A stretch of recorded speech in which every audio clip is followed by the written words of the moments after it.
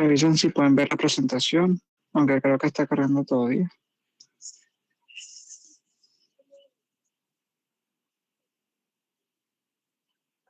Antes de comenzar, para saber si tienen alguna duda específica.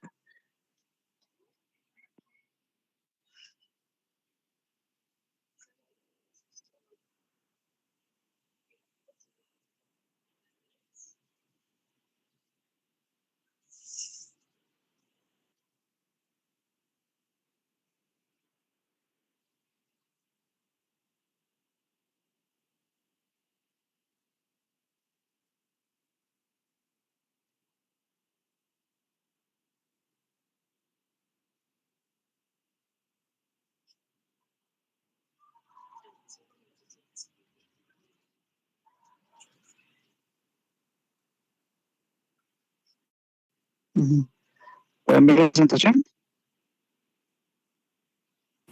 Sí, profe. Ok.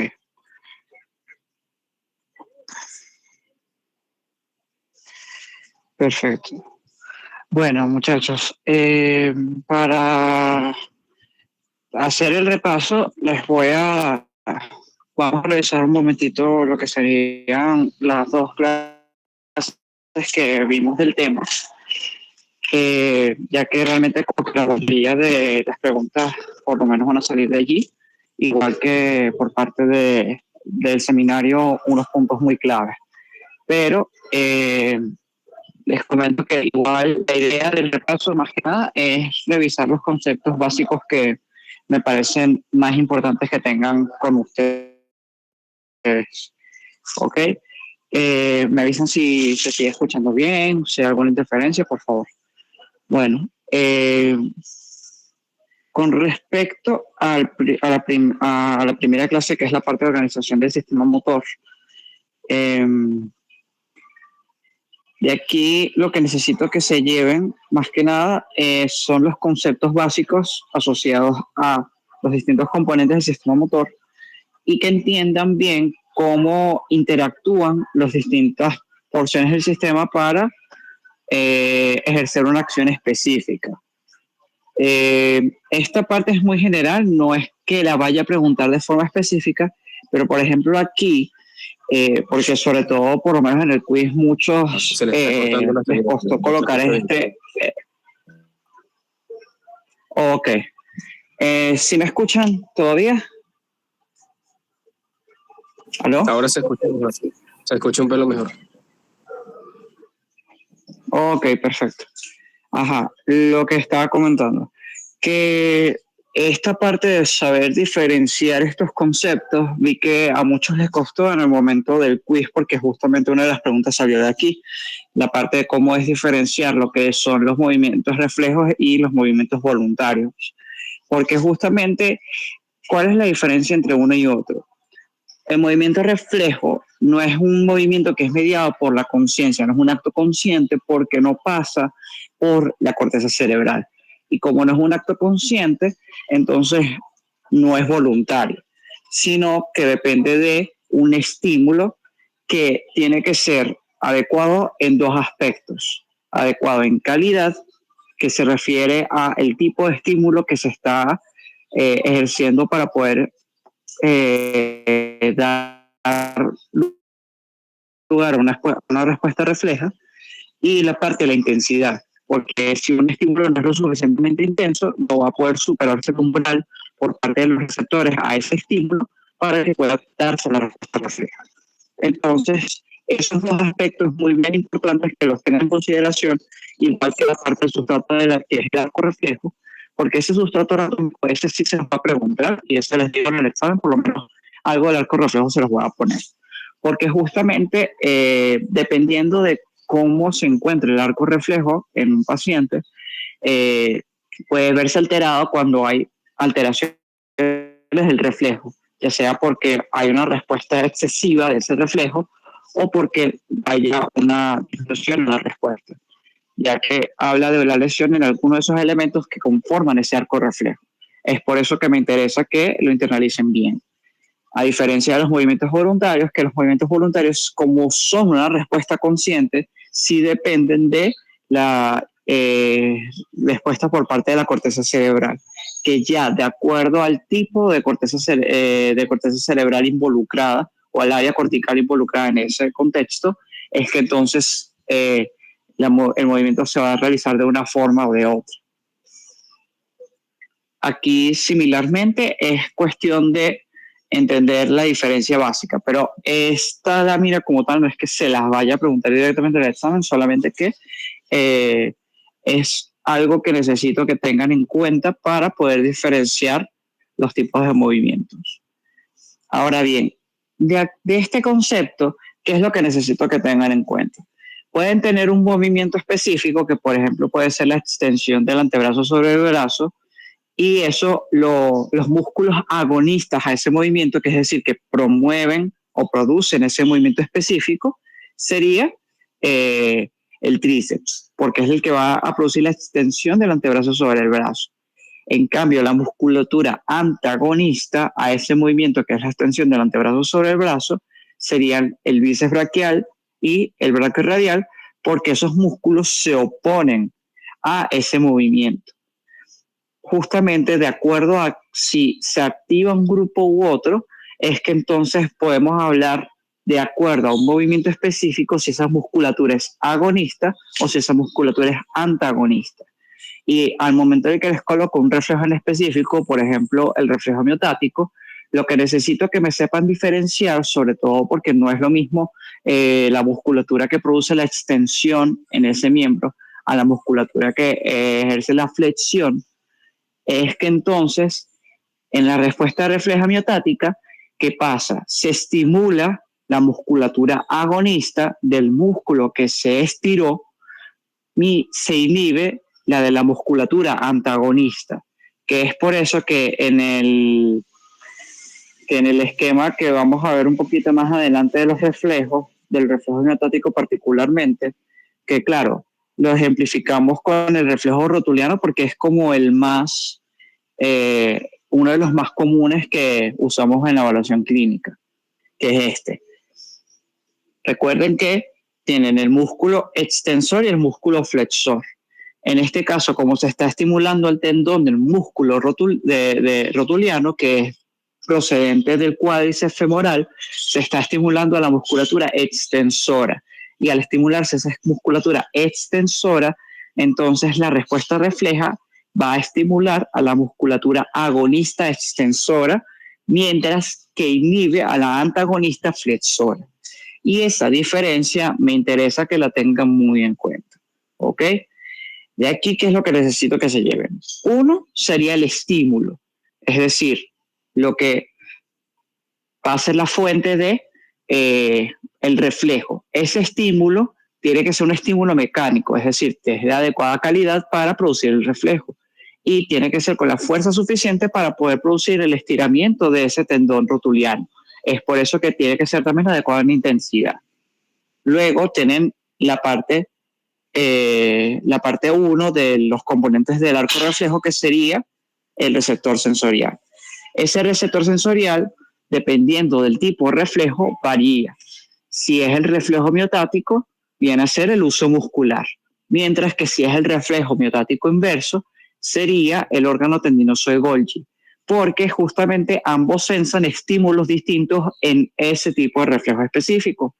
Uno sensa lo que sería el estiramiento del músculo para poder producir la contracción, y el otro sensa la contracción del músculo para poderlo relajar. Es decir, son funciones que son completamente complementarias, pero que interfieren una con la otra. No es que se van a activar al mismo tiempo como lo puede ocurrirse, por ejemplo, en el sistema nervioso autónomo, sino que justamente una u otra se van a activar de acuerdo a cómo esté el estado del músculo, si ese músculo está contraído, está relajado, o si está en reposo en su fase tónica. Entonces, esa diferencia entre cuál es el receptor dependiendo del estímulo es lo que va a dar una respuesta refleja u otra.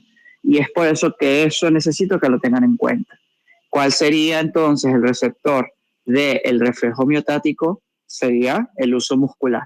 que el uso muscular, recuerden, son las fibras intrafusales, esas que ven allí, que tienen la envoltura nerviosa azulada, donde podemos ver que están los dos tipos de neurona. Tenemos las fibras aferentes primarias 1A, que son las que inervan la gran mayoría de todas las fibras, incluyendo a las fibras de saco nuclear dinámicas, y luego tenemos a las fibras secundarias 2.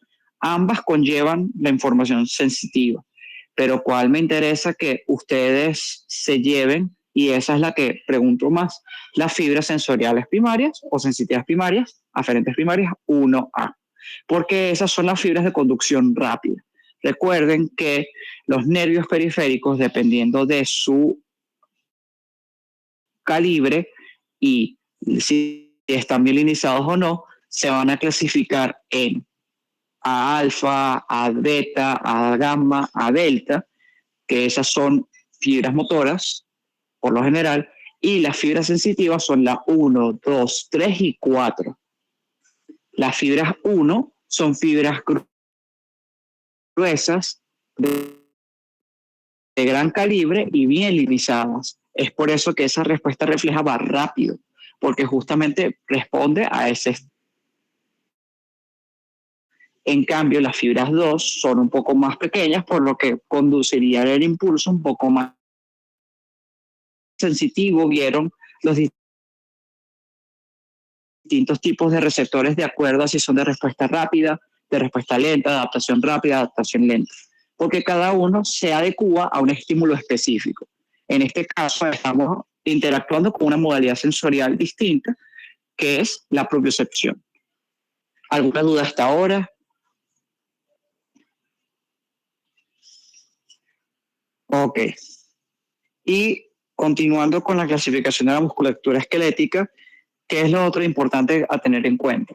Justamente que si la musculatura es axial, proximal o distal, porque justamente de acuerdo a la posición de dicha musculatura es que uno va a poder determinar más o menos la función de los tractos descendentes. Porque claro, no es lo mismo los tractos que se encargan de modular la musculatura truncal, que tiene una función anatómica distinta, más que nada de sostén, a la musculatura de proximal, que justamente moviliza tanto los hombros como las caderas, lo cual es importante para los movimientos tanto de estabilización, son los movimientos de corrección postural, como lo que es el caminar o hacer u otros movimientos dinámicos, y los movimientos distales, que suelen ser más finos, sobre todo en lo que serían las manos, porque justamente con las manos es que podemos manejar herramientas, tocar instrumentos, hacer acciones que requieren un control fino y preciso. Y en algunos casos con los pies también, pero eso ya es distinto. ¿Qué es lo que necesito que se lleven de acá? Que justamente dependiendo del tipo de musculatura, vamos a tener un tipo de control diferente. Y aquí, ¿qué es lo que necesito que entiendan? Que justamente así como hay distintos tipos de fibras musculoesqueléticas, hay distintos tipos de unidades motoras. Recuerden que la unidad motora es la motoneurona alfa y las fibras musculares que inerva esa motoneurona alfa, que son las fibras extrafusales. Entonces, una vez que tengan claros ese concepto, que eso es muy importante que lo tengan en cuenta, entonces es que pueden diferenciar los distintos dos tipos de fibras, porque de acuerdo a si esas son fibras fatigables o resistentes a la fatiga, y si son fibras que son de contracción rápida o contracción más lenta, más tónica, es que entonces se puede diferenciar de acuerdo al tipo de metabolismo que subyace a esa fibra musculoesquelética. Las fibras tipo 1, como son fibras que generan energía a través de la fosforilación oxidativa, el ciclo de Krebs, 36 ATP, justamente esas son las fibras que son más resistentes a la fatiga. Son aquellas que son capaces de poderse contraer a lo largo del tiempo, que es lo que vemos en esta gráfica. Son fibras que son capaces de ser estimuladas durante mucho tiempo, es decir, ya pasa una hora y esas fibras pueden estimularse todavía. Entonces, ¿para qué tipo de movimientos son necesarias ese tipo de fibras? Justamente para movimientos estáticos, mantenimiento de la postura propia de la musculatura axial. Es por eso que es importante que asocien que la musculatura axial va a estar conformada por fibras principalmente tipo 1 y está inervada por unidades motoras tipo 1, por motoneuronas que inervan fibras lentas resistentes a la fatiga. En cambio, ya las fibras 2A y 2X o 2B son fibras que justamente van a asociarse más a movimientos rápidos, explosivos, que son las que aparecen más en atletas que son del tipo no maratonistas, velocistas y que hacen halterofilia, por ejemplo, porque justamente esos movimientos explosivos dinámicos ya requieren de activación de fibras que generen mayor carga metabólica y energética en el momento, y es por eso que tienen mayor fuerza de contracción, que justamente eso es lo que explica que las fibras 2A y 2B las consigamos en mayor medida en la musculatura proximal y en la musculatura distal. ¿Eso quiere decir que no hay fibras de tipo 1 en la musculatura proximal y distal? No. ¿O que no hayan fibras tipo 2A y 2X en la musculatura axial? Tampoco. Porque justamente todos estos tipos de fibras están presentes en toda la musculatura a lo largo de todo el cuerpo. Pero el porcentaje de presencia y de prevalencia de esas fibras va a variar de acuerdo a cada tipo de musculatura. Y es un concepto que también necesito que se lleve. Entonces, ya de aquí es más que nada que tengan en cuenta los conceptos y qué es lo que es relevante para cada nivel jerárquico. La médula espinal contiene a las motoneuronas alfa y contienen interneuronas que conforman redes neuronales dentro de la médula espinal que ayudan a como generadores de patrones. Que funciona a un nivel muy básico para poder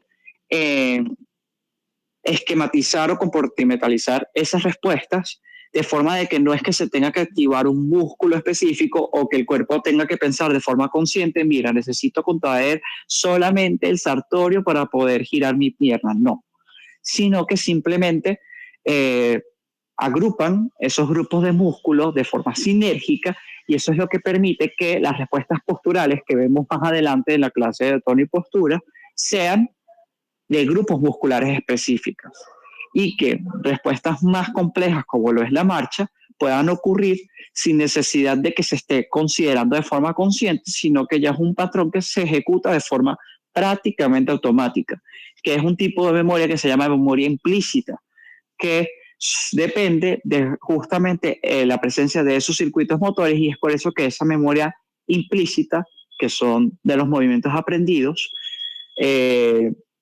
pueda ejecutar el movimiento de forma automática. Es lo que explica que una persona que ya sabe montar bicicleta no tiene que pensar en que si primero pedaleo un pie luego el otro o cómo mantener el equilibrio porque ya lo hace de forma automática ya después de haber aprendido el movimiento. O una persona conduce un carro de forma automática sin tener que pensar mucho en si poner el pie en el acelerador o en el freno o hacer el cambio con el cloche, es muy automático. Y justamente eso se produce gracias a esos centros generadores de patrones. Por eso es que es importante entender los distintos tipos de movimiento, porque justamente al entender el tipo de movimiento, cuando les llega un paciente que tiene un trastorno específico neurológico, pueden empezar a deducir dónde está el trastorno o qué es lo que se lesionó. Por eso mismo. Similarmente acá.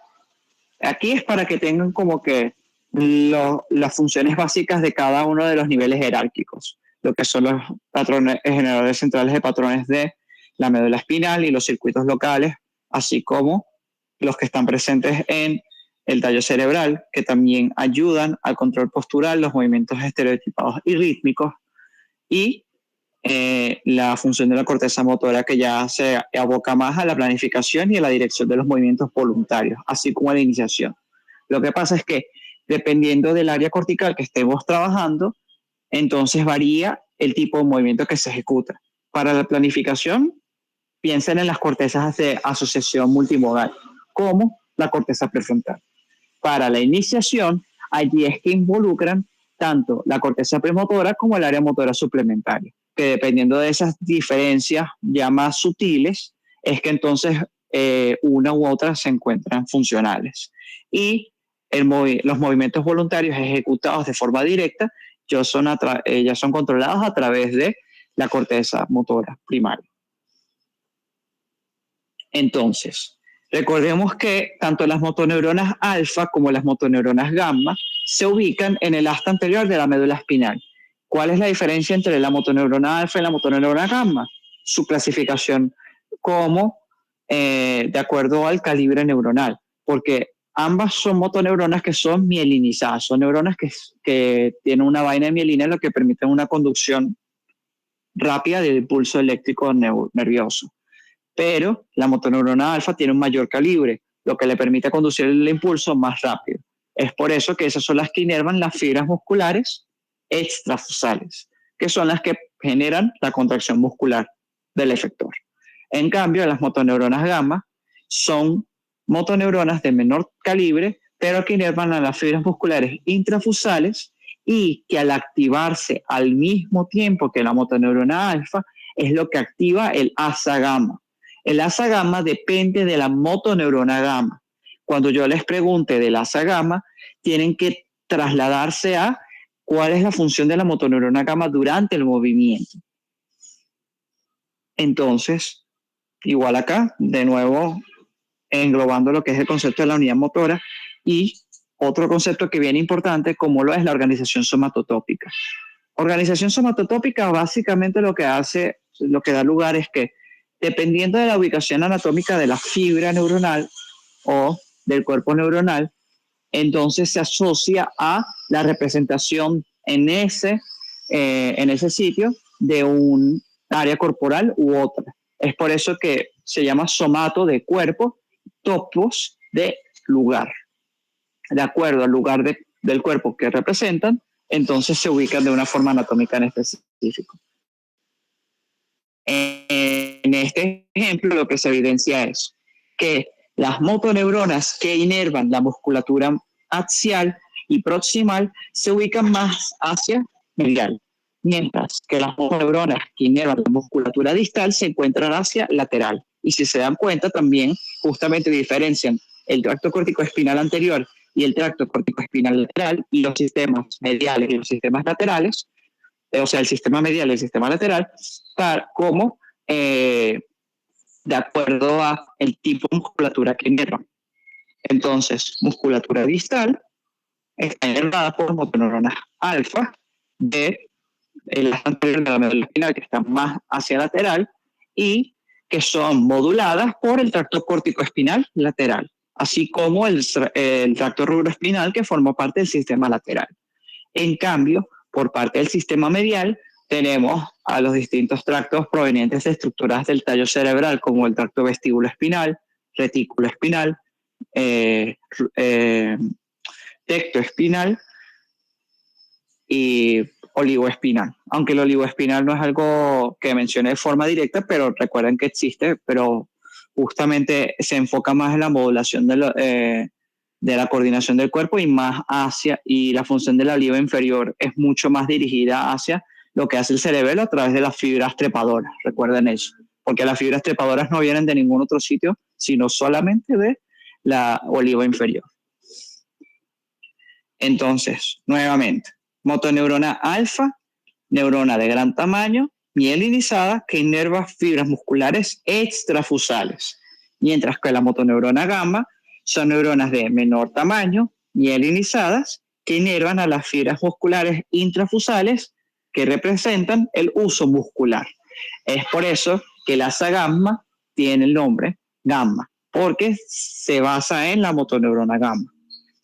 Dependiendo de si la motoneurona gamma inerva a la fibra de saco nuclear dinámica o no, puede ser una motoneurona gamma dinámica o una motoneurona gamma estática, que asimismo como los receptores de adaptación rápida y lenta, estas motoneuronas lo que se encargan es de adaptar al uso muscular al tipo de movimiento que está expuesto.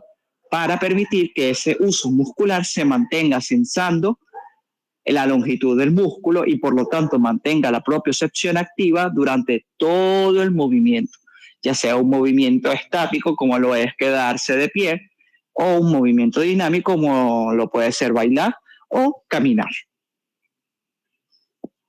Y luego tenemos las distintas interneuronas que conforman los circuitos de la médula espinal para llevar a cabo un movimiento específico.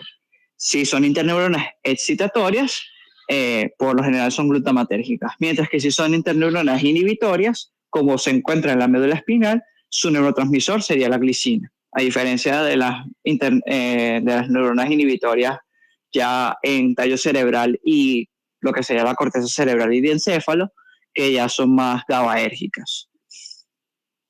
Aquí, de la célula de Renshaw, que eso es bien importante que lo tengan en cuenta y es algo que les voy a preguntar muy probablemente, porque la célula de Renshaw básicamente es un mecanismo de retroalimentación negativa, que eso es algo que también les estaba costando mucho al momento de responder durante el quiz, que esa retroalimentación es negativa, es decir, que inhibe la función de la motoneurona alfa, no de la motoneurona gamma. Aquí solamente hablamos de la motoneurona alfa, que inerva a la musculatura extrafusal. La inervación inhibitoria de la motoneurona gamma viene dada por otros tipos de interneuronas glicinérgicas, pero que son moduladas ya de forma indirecta por los tractos descendentes, no por las células de Renshaw. Las células de Renshaw se han descrito específicamente como interneuronas inhibitorias de las motoneuronas alfa.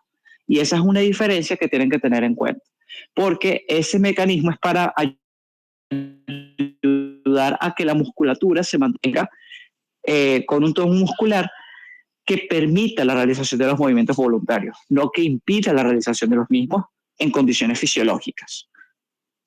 Ahora, de nuevo, para que lo tengan en cuenta, recuerden que esas motoneuronas alfa son colinérgicas, porque es la secreción de acetilcolina por parte de las terminales presinápticas de esas motoneuronas alfa lo que produce una contracción muscular, lo que vieron en la primera unidad como el acoplamiento, excitación, contracción.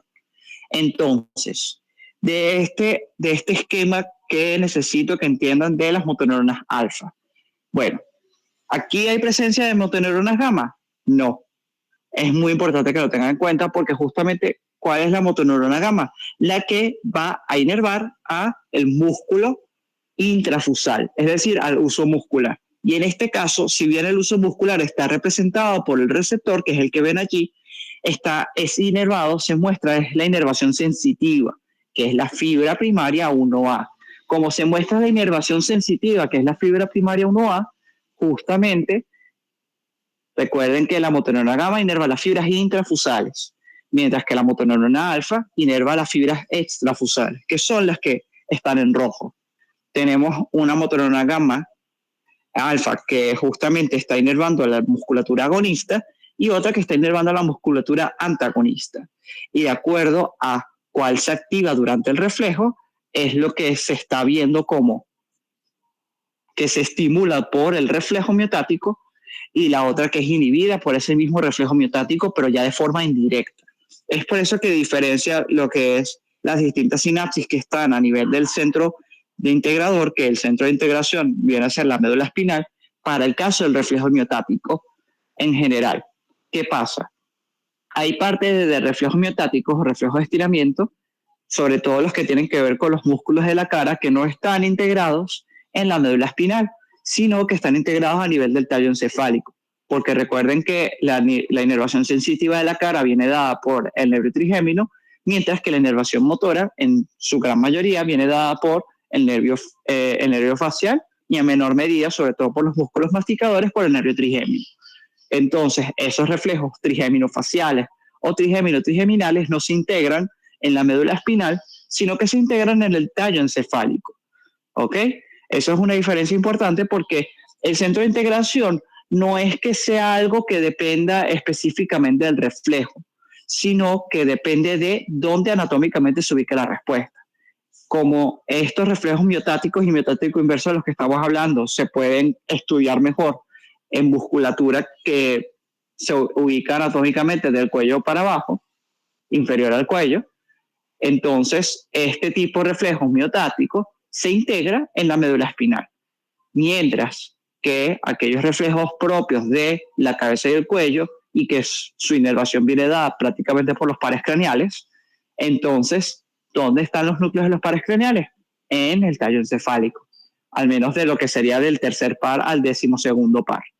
Por eso es que el centro de integración de, por ejemplo, el reflejo del reflejo glabelar, que básicamente uno al tocar el centro de lo que es la glabela, la persona va a parpadear, que es un reflejo trigémino facial, justamente está se integra ¿dónde? En el tallo encefálico. Otro reflejo, el reflejo corneal, que también es un reflejo trigémino facial.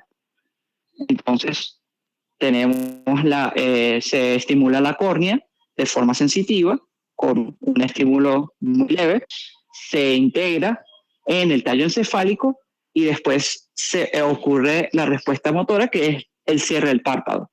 Ese también es otro reflejo que, si bien depende de la musculatura y al principio es muy similar, se integra en el tallo encefálico. Esa es una diferenciación que quiero que tengan en cuenta. No es algo que les va a salir en el examen porque no les voy a preguntar el reflejo corneal o el reflejo glabelar en el examen porque no estoy en clase. Pero sí es un principio que necesito que lo trasladen a el resto de su práctica.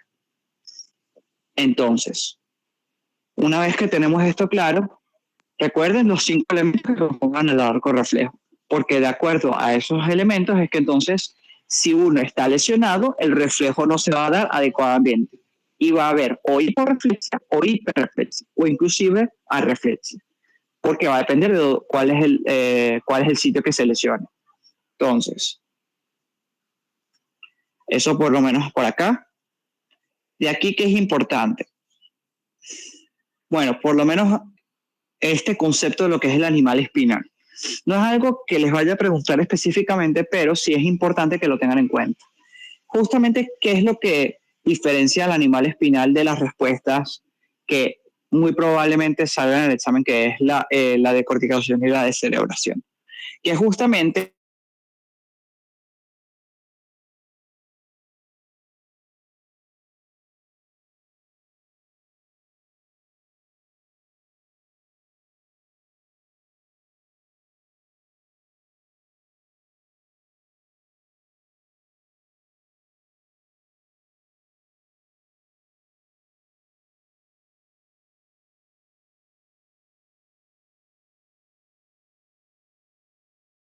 porque justamente allí se lesionaron lo que serían el tracto córtico-espinal y todos los otros tractos descendentes que provienen del tallo encefálico, tanto el sistema medial como el sistema lateral.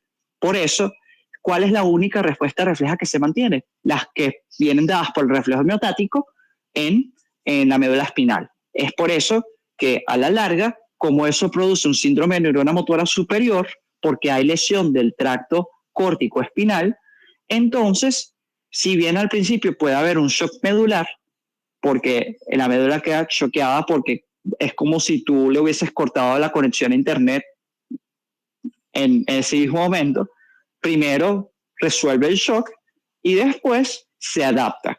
Y al adaptarse es que entonces se produce la hiperreflexia, los clonus y todas las respuestas patológicas.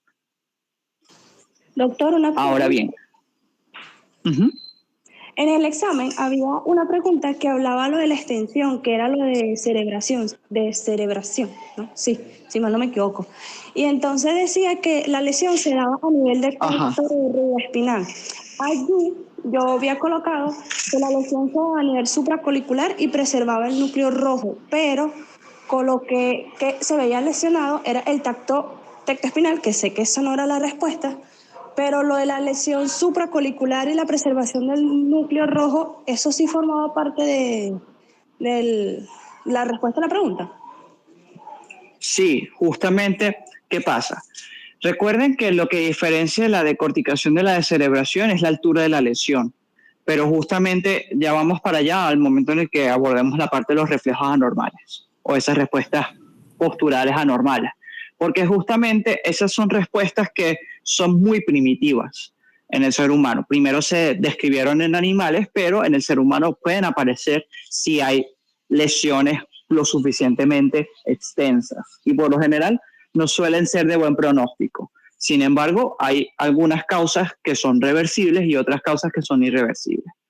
¿Qué es lo que necesito que entiendan de allí? Justamente cómo se deriva la función de los tractos descendentes en ese momento.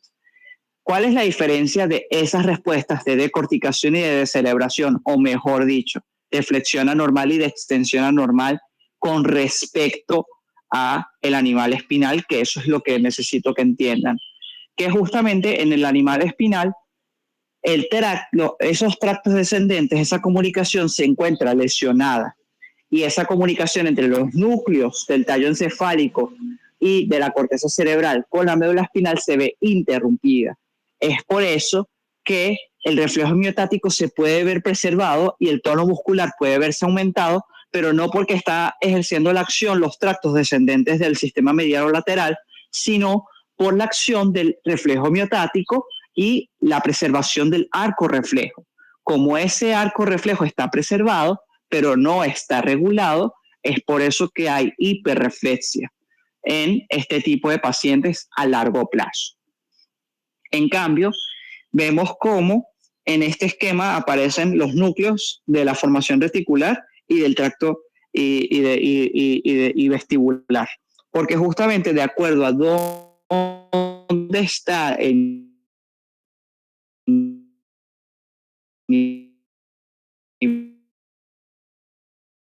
nivel de la lesión, es que entonces esos tractos van a estar preservados o no.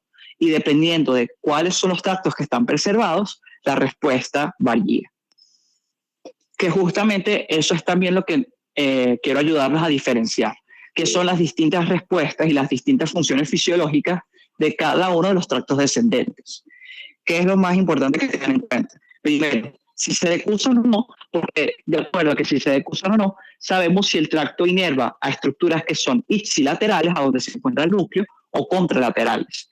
Y dependiendo de si se lesiona ese tracto, entonces las lesiones van a aparecer del mismo lado o del lado contralateral, porque justamente esa es la importancia de la decusación, porque la decusación explica que si tú tienes una parte del cuerpo lesionada, la lesión se manifiesta en el lado opuesto, porque justamente anatómicamente está dispuesto así. ¿Cuáles son los tractos que sí se decusan? El tracto tectoespinal y el tracto rubroespinal. En cambio, justamente los tractos vestíbulo-espinal y retículo-espinal son tractos que no se decusan, sino que permanecen ipsilaterales. Es por eso que los vamos a encontrar de esa forma.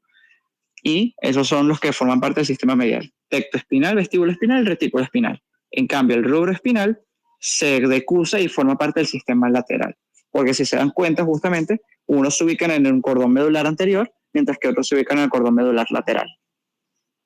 Entonces, la función del tracto vestibulo-espinal, doble, porque depende de si es el tracto vestibulo-espinal medial o el lateral, porque dependen de cuál núcleo vestibular surja. Recuerden que son 4 núcleos vestibulares, uno lateral, uno medial, uno superior y uno inferior. Entonces, el tracto vestibulo-espinal lateral, por lo general, es el que se encarga de la inervación de la musculatura proximal extensora principalmente. ¿Por qué la musculatura extensora? Porque es la musculatura que nos permite desafiar la gravedad. Es la musculatura que nos permite mantenernos de pie y mantener nuestro centro de gravedad sobre la base de sustentación. Es por eso que justamente cuando ese tracto está lesionado, se pierde en parte la función de poder preservar esa respuesta ante las aceleraciones lineales o angulares. En cambio, el tracto medial, como media más la respuesta cervical, es para ayudar a mantener la estabilidad de la cabeza con respecto al resto del cuerpo, porque justamente al inervar principalmente la musculatura cervical es la que va a responder a las aceleraciones angulares detectadas por los canales semicirculares del oído interno. Es por eso que la diferenciación de entre ambas estructuras. Una tiene una función más estabilizadora del cuello axial, mientras que la otra tiene una función más estabilizadora del tronco y las extremidades en general. El tracto reticuloespinal, en cambio, dependiendo si es el tracto que viene de la formación reticular que está a nivel del bulbo raquídeo o médula oblongada, que sería la formación reticular medular o vulvar, o si es la formación reticular que está ubicada en el puente o pontina.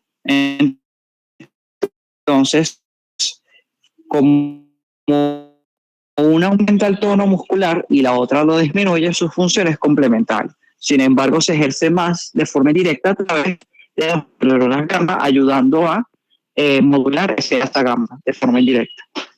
Entonces, por eso es que esos tractos también influyen en tanto las funciones cardiopulmonares, porque esa función reticular también se asocia a la función del centro cardiorrespiratorio, y visceral en el caso de los movimientos del tracto digestivo, así como en el ciclo sueño-vigilia, porque justamente de esa formación reticular surge el sistema activado reticular ascendente que vieron en la clase de sueño, que justamente es uno de los responsables de que estemos en vigilia o despiertos durante ese periodo. En cambio, justamente hay disminución del tono muscular en la fase del sueño REM por acción de la formación reticular medular. Es por eso que el tracto reticuloespinal medular ejerce una función inhibitoria del tono muscular durante el sueño, que es donde es más prominente. En cambio, la función del tracto reticuloespinal pontino es más de aumento del tono muscular y se complementa a la función del tracto reticuloespinal en el aumento del tono muscular de la musculatura extensora, para la redundancia. Entonces, justamente al aumentar esa función de los músculos extensores, es lo que ayuda a que pueda darse esa respuesta antigravitatoria. Pero también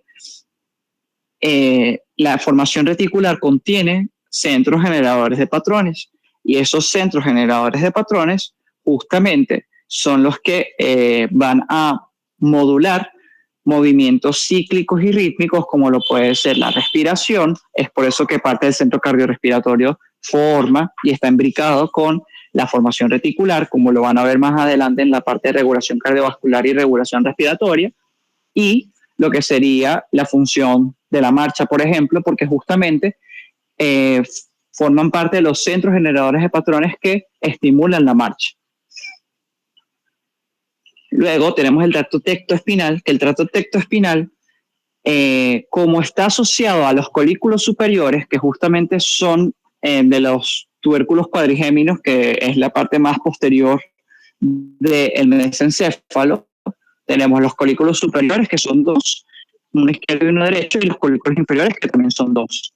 Los colículos superiores reciben información visual y procesan información visual. Justamente los colículos superiores también forman parte de la función de controlar los movimientos oculares a través de los nervios craneales 3, 4 y 6, y justamente modular respuestas reflejas como lo es el reflejo vestibulocular y la función del fascículo longitudinal medial, que media la dirección de la mirada. Y también recibe información por parte de los movimientos sacádicos sería el campo ocular frontal, que justamente es un área del lóbulo frontal que nos ayuda a poder modular de forma voluntaria esos movimientos oculares en cierta medida. Ahora bien, como justamente los colículos superiores median función visual y son los principales responsables de ese tectum del cual surge el tracto tectoespinal, la principal función del tracto tectoespinal, que sobre todo así como en la musculatura cervical, axial, como en el tracto vestibuloespinal medial, es el que media las respuestas del cuello y de la cabeza ante un estímulo visual, de forma prácticamente automática. Es por eso que el tracto tectoespinal no es tan relevante para las respuestas de decorticación y de descerebración, porque en ese tipo de respuestas el cerebro está tan lesionado que solamente están funcionando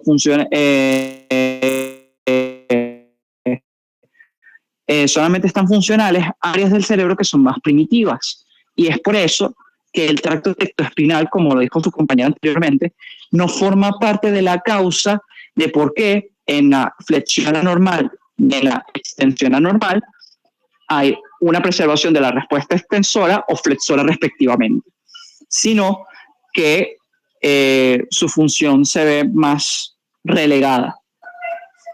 Pero justamente como los colículos son los que marcan el nivel donde se encuentran los núcleos rojos, porque a nivel de los colículos superiores es donde justamente se ubican los núcleos rojos en el mesencéfalo, cualquier lesión que sea supracolicular va a preservar a los núcleos rojos, mientras que las lesiones que son infracoliculares los lesionan las conexiones de los núcleos rojos con la médula espinal. Es por eso que, como ven acá, en ese esquema, ven como hay una línea pespunteada negra, que justamente es lo que marca la línea entre la descerebración y la decorticación. Porque justamente las lesiones que van a producirse por debajo de esa línea pespunteada negra van a producir lesiones o posturas de extensión anormal o de descerebración. Mientras que lesiones que están por encima de la línea pespunteada negra, que preserven en su totalidad la integridad del núcleo rojo, es lo que va a permitir que esa respuesta flexora que genera el tracto rubroespinal, sobre todo a nivel de la musculatura proximal, predomine por encima de la respuesta extensora en los miembros superiores. Es por eso que, para diferenciar la flexión anormal de la extensión anormal o decorticación de descerebración, porque ambos términos son sinónimos, no tanto decorticación y descerebración, sino decorticación y flexión anormal y descerebración y extensión anormal, porque justamente son distintos los tractos que están preservados. Y el núcleo rojo, ¿cuáles son las neuronas que dan lugar al tracto rubroespinal? Las grandes, las magnocelulares, que son más prominentes en otros tipos de mamíferos y no tanto en los seres humanos. En los seres humanos, en el núcleo rojo predomina más la función de las células parvocelulares, que sirven más como un centro de relevo, tanto para estructuras como el cerebelo, como otras estructuras subcorticales y centros generadores de patrones del tallo cerebral. Pero sobre todo es el cerebelo, que funcionan como un centro que recibe información del cerebelo y a su vez da lugar al tálamo, en particular a cierta y incluso con la oliva inferior. Por eso esos tractos dentorubrotalámicos, por ejemplo, que es lo que describe la función cerebelosa del cerebro cerebelo, es lo que permite modular parte de lo que es el aprendizaje motor, por ejemplo, y coordinación del movimiento, pero ya de forma más superior, porque justamente lleva toda esa información a la corteza cerebral para poder corregir un movimiento. Es decir, que en el ser humano, en resumen, la función flexora quedó un poco más de lado. Y claro, es mucho más prominente la función del núcleo rojo durante la infancia, que todavía el tracto corticoespinal no se ha conformado del todo todavía, que durante el restante de la vida humana. Pero justamente está allí. El hecho de que sea menos prominente no significa que no exista. Y similarmente con el grupo parvocelular, que justamente forma parte de esos tractos dentorubrotalámicos y rubroolivares, que son redes neuronales que modulan otros aspectos de coordinación del movimiento, pero de forma más subconsciente, involuntaria, porque conforman parte de la memoria implícita. Ahora bien, la otra región que he visto que genera más confusión, que es la región locomotora mesencefálica. Si nos damos cuenta, vemos cómo vamos de caudal a rostral o de inferior a superior. Primero tenemos a los núcleos vestibulares, que son de los que están más hacia abajo, si consideramos el mesencéfalo como superior y la médula oblongada como inferior, porque justamente los núcleos vestibulares se encuentran principalmente en el nivel de la médula oblongada. Y luego tenemos la formación reticular medular y la formación reticular pontina. Más arriba, el tectum mesencefálico y los núcleos rojos. Y un poquito más arriba, en jerarquía, sobre todo también, está la región locomotora mesencefálica. Esta región está conformada por dos núcleos, que era la confusión principal. El núcleo pedúnculo pontino y el núcleo cuneiforme. Sí, hay dos núcleos cuneiformes. Un núcleo cuneiforme que se asocia a una función somatosensorial que forma parte del sistema de cordones posteriores y que recibe la información del tracto cuneiforme de la médula espinal. Ese es el que va a conformar el menisco medial que se decusa a nivel de la médula oblongada, junto con el núcleo grácil.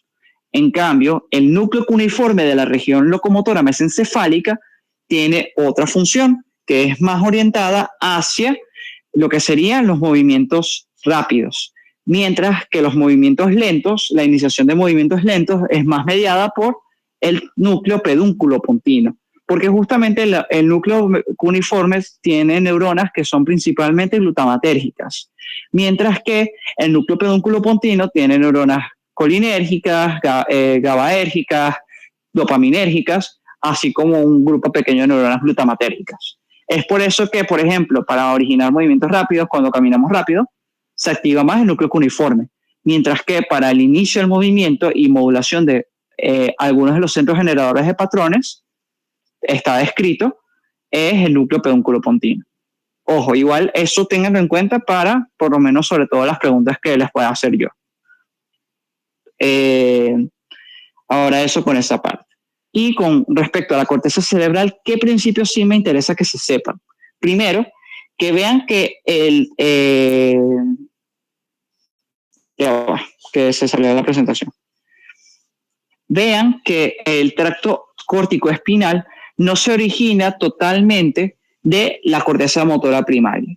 Y nótese que las células de Betz, si bien son células grandes que solamente se ubican en la corteza motora primaria, porque son neuronas piramidales de la capa 5, de la capa de células piramidales internas, de las 6 capas que conforman la neocorteza, son motoneuronas que destacan, son muy grandes, pero no son las únicas que generan el tracto córtico-espinal, sino que la corteza motora primaria, recuerden que representa el 40% de las fibras que conforman el tracto córtico-espinal.